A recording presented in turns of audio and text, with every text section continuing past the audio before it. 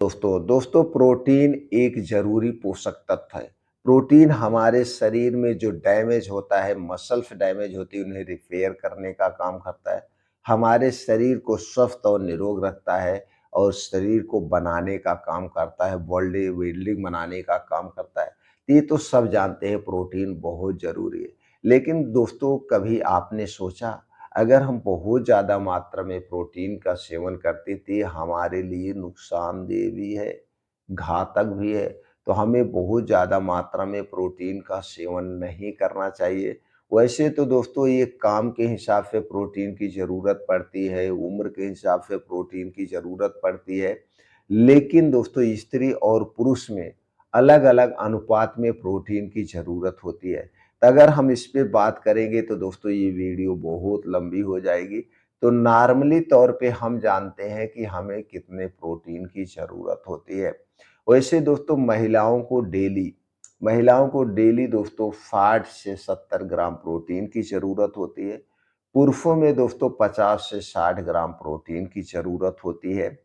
उम्र के हिसाब से ये मात्रा घट-बढ़ सकती है। अगर आप जिम वगैरह जा रहे हैं, बहुत ज़्यादा हार्ड वर्क कर रहे हैं, मेहनत का काम कर रहे हैं, तब दोस्तों आपको 80 से 90 ग्राम प्रोटीन चाहिए। लेकिन हार्ड वर्क इतनी मात्रा में डेली नहीं लेना चाहिए। अगर हम ज़्यादा लेंगे तो ये दोस्तों हमारे नसों में ब्लॉक जमने का काम करता है। यह अमेरिका की रिसर्च में कई ऐसे रिसर्च सेंटर हैं जिसमें साबित हो चुका है। दोस्तों यही कारण है कि आज के समय में लोग अपने बॉडी बनाने के चक्कर में अधिक मात्रा में प्रोटीन लेते हैं।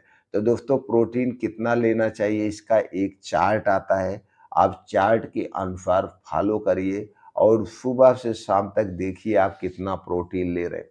वैसे दोस्तों सुबह से शाम तक जो भी हमारी खाने-पीने की चीज़ें हैं, खाने-पीने की चीज़ें उन सारी चीज़ों में कुछ न कुछ मात्रा में प्रोटीन पाया जाता है।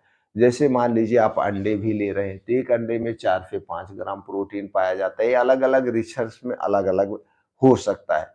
अब जैसे आप भिगोया हुआ चना ले रहे हैं, तो 100 ग्राम भिगोए हुए चने में दोस्तों 24 से 25 ग्राम प्रोटीन पाया जाता है। अगर आप मूँगफली का सेवन कर रहे हैं, तो 100 ग्राम मूँगफली में 26 से 27 ग्राम प्रोटीन पाया जाता है। अगर आप सोयाबीन का दाना प्रयोग कर रहे हैं, तो दोस्तों इसमें सबसे ज़्यादा प्रोटीन पाया जाता है। 100 ग्राम में 28 से 29 ग्राम प्रोटीन पाया जाता है। इसी तरह से दोस्तों प्रोटीन वाले बहुत सारी चीज़ें हैं, तो लोग इसे खाते ही हैं। ऊपर से दोस्तों जब जिम में जाते हैं, तो जिम में कुछ ऐसे प्रोडक्ट आते हैं, उनमें बहुत ज़्यादा प्रोटीन पाया जाता है। लोग अपनी बॉडी बनाने के चक्कर में उसका पाउडर भी प्रयोग कर रहे हैं दूध के साथ और ऊपर से दोस्तों ये सारी चीज़ें खा रहे थे। यहाँ पे आपको ध्यान देने की ज़रूरत है। खास करके जो जिम जा रहे हैं, वह ऐसा वर्क कर रहे हैं जो एक्स्ट्रा प्रोटीन ले रहे हैं। तो अगर आप एक्स्ट्रा प्रोटीन का सेवन कर रहे हैं, तो आप इस बात का ध्यान दीजिए कि आपको कितनी प्रोटीन चाहिए, कितनी नहीं चाहिए और आप काउंट करिए खाने-पीने से लेकर आप कौन-कौन सी चीज़ें ले रहे हैं और उसमें कितनी मात्रा में प्रोटीन है। तो दोस्तों ज़्यादा मात्रा में प्रोटीन का सेवन दोस्तों नसों में प्लाक जमा होने का कारण बन सकता है। तो इसीलिए अगर आप बहुत ज़्यादा हेल्थी हैं, मोटापे के शिकार हैं, तो दोस्तों साल भर में एक बार लिपिड प्रोफाइल की जाँच ज़रूर कराया करिए। लिपिड प्रोफाइल की जाँच से ये पता चलेगा कि आपके शरीर में बैड कोलेस्ट्रॉल कितना है, गुड कोलेस्ट्रॉल कितना है और ट्राइग्लिसराइड कितनी है। तो इस जाँच से पता चल जाएगा अगर दोस्तों कोलेस्ट्रॉल बढ़ रहा है, बैड कोलेस्ट्रॉल ख़ास करके बढ़ रहा है, तो दोस्तों आप उससे संबंधित कुछ सावधानियाँ बरत सकते हैं, प्रोटीन की मात्रा कम कर सकते हैं और उससे संबंधित कुछ उपचार डॉक्टर से सलाह ले सकते हैं। ट्राइग्लिसराइड बढ़ी हुई है, तो दोस्तों आप डॉक्टर से कुछ घरेलू नुस्खे या आयुर्वेदिक, होम्योपैथिक दवाओं का सेवन कर सकते हैं, उसे कम कर सकते हैं और हार्ट अटैक से बच सकते हैं। इसलिए साल भर में अगर आप अधिक मात्रा में प्रोटीन ले रहे हैं तो एक बार लिपिड प्रोफाइल की जांच ज़रूर करा लीजिएगा। दूसरी जांच है शुगर की जांच ओ दोस्तों शुगर और बीपी की जांच। तो दोस्तों अगर आप बहुत ज़्यादा मोटापे के शिकार हैं तो समय रहते आप ये 2 जाँच, शुगर की जाँच तो दोस्तों 20-30 रुपए में हो जाती है, इससे पता चल जाता है शुगर का लेवल क्या है। अगर आपकी बीपी बढ़ रही है तो दोस्तों इसके भी आपके शरीर पे दुष्परिणाम का इशारा है। तो बीपी बढ़ रही है तो तुरंत इसे नियंत्रित करिए, प्रोटीन की मात्रा कम करिए, अपने पाचन तंत्र पे ध्यान दीजिए। बहुत ज़्यादा मात्रा में आप प्रोटीन लेंगे तो दोस्तों उससे आगे जाके यूरिक एसिड की भी समस्या बढ़ सकती है। यूरिक एसिड जब बढ़ेगी शरीर में तो दोस्तों आपके जोड़ों में, गाँठों में दर्द हो सकता है।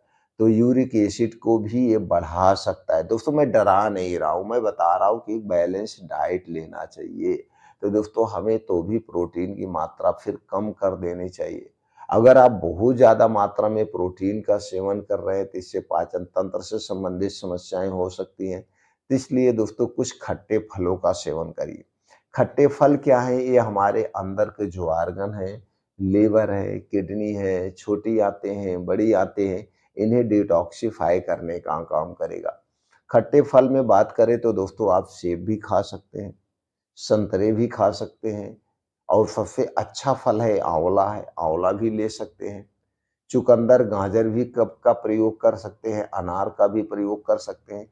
ये सारे फल हमारे शरीर को दोस्तों डिटॉक्सिफ़ाई करने का काम करता है, डिटॉक्सिफ़ाई करने का काम करता है और इसके साथ-साथ दोस्तों स्वस्थ और निरोग रखता है। कुछ ऐसी सब्जियाँ हैं जिसमें फाइबर ज़्यादा मात्रा में पाया जाता है, तो दोस्तों उन सब्जियों का सेवन हमें करना चाहिए। लेकिन उन सब्जियों का सेवन हमें सीज़न वाइज़ करना चाहिए। उसी तरह से फलों का भी सेवन हमें सीजन वाइज करने चाहिए। जिस सीजन में या जिस मौसम में जो फल पाए जाते हैं उन्हीं फलों का सेवन करना चाहिए। जिस मौसम में जो सब्जियाँ पाई जाती हैं उन्हीं सब्जियों का सेवन करना चाहिए। अगर हम सब्जियों की बात करें तो दोस्तों जो पत्तेदार सब्जियाँ हैं, एक ठंडी के दिनों में खाना चाहिए। क्योंकि ठंडी के दिनों में ही पत्तेदार सब्जियाँ पाई जाती हैं, तो ठंडी के दिनों में कीड़े-मकोड़े कम लगते हैं और गर्मी में अगर आप पत्तेदार सब्जी खास करके पालक ले रहे हैं तो मत खाइएगा। गर्मी और बारिश के दिनों में पालक नहीं खाना चाहिए क्योंकि दोस्तों पालक पे कीड़े बहुत ज़्यादा लगते हैं। तो कीड़ों से बचने के लिए किसान इसमें कीटनाशक पाउडर या कीटनाशक दवाओं का प्रयोग करते हैं। तो दोस्तों वो पत्ते नुकसानदेह हैं।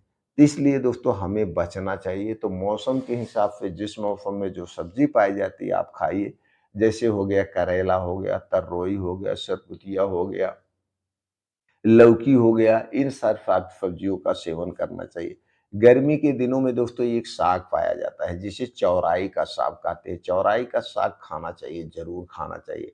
इसमें दोस्तों फाइबर होता है, फाइबर अधिक मात्रा में होता है जो हमारे पाचन तंत्र को डिटॉक्सिफ़ाई करने का काम करता है।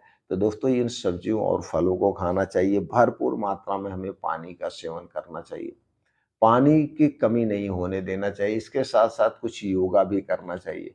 देखिए जिम अलग चीज़ हो गया, योगा अलग चीज़ हो गया। तो डेली हमें तेज़ गति से मॉर्निंग वॉक या दौड़ लगाना चाहिए, कुछ योगा करना चाहिए जैसे अनुलोम-विलोम, कपालभाति और 15 से 20 मिनट आज के समय में सबको ध्यान करना चाहिए।